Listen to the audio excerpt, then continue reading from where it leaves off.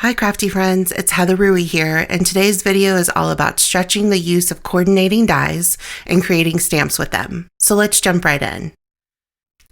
This is the stamp set and coordinating dies that we'll be using.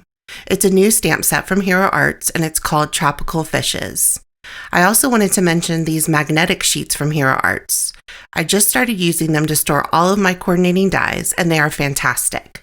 They hold the dies in place really well and they fit nicely in the back of a stamp pocket. Okay, back to the card. So to create stamps from coordinating dies, you will need some craft fun foam.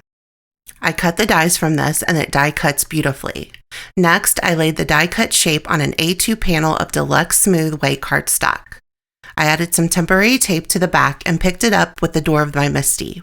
I inked up the first fun foam shape with tangerine ink and stamped it. Depending on the thickness of your fun foam, you may need to place a piece of cardstock or two under your panel to achieve the right pressure for stamping. My first image was not stamping well until I put another piece of cardstock underneath.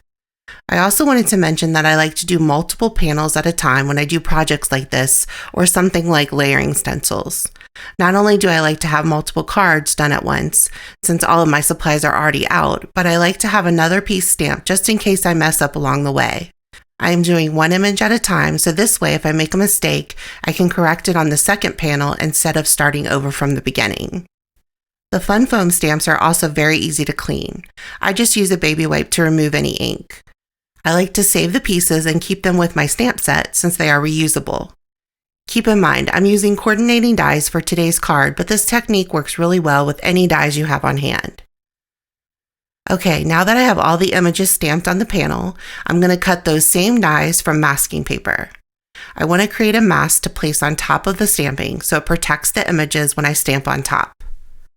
I'm using this Bubbles Celebrating Background stamp with mist ink. When you're using a cling stamp, make sure to remove the black piece from your MISTI. I stamped the image a few times to get a darker shade of ink. Next, I remove the mask and place the piece in the MISTI. I lined up the coordinating stamps in place. To make sure they're in the right spot, I like to place a piece of clear packaging on top and stamp before stamping on the actual piece. This way I can correct any alignment issues. One of the fish images were not lined up correctly, so I was able to remove it, stamp it on packaging again, make sure I like it, and then stamped it on the final piece. Now it's time to add the sentiment. I chose the You're Fantastic sentiment from the stamp set and stamped it using black ink on the same white cardstock. I cut a few more to stack behind the stamped sentiment for dimension, but I felt like it didn't stand out enough against the background. So I decided to white heat emboss the sentiment on pitch black cardstock, and I like that look much better. I adhered it right on top of the white sentiment with precision glue.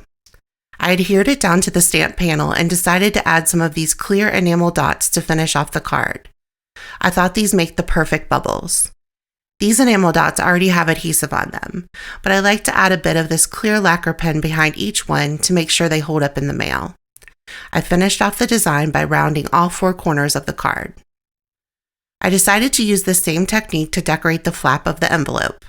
I'm a big fan of creating a matching envelope to tie everything together and give the recipient a sneak peek of what's coming on the card inside. I reused the same foam image that I used on the card to stamp the yellow fish on the flap and then went back in to stamp the image on top. I used that clear packaging piece again to make sure it was aligned correctly. I hope this has inspired you to create stamps using your coordinating dies. Thank you so much for watching and spending some time here today.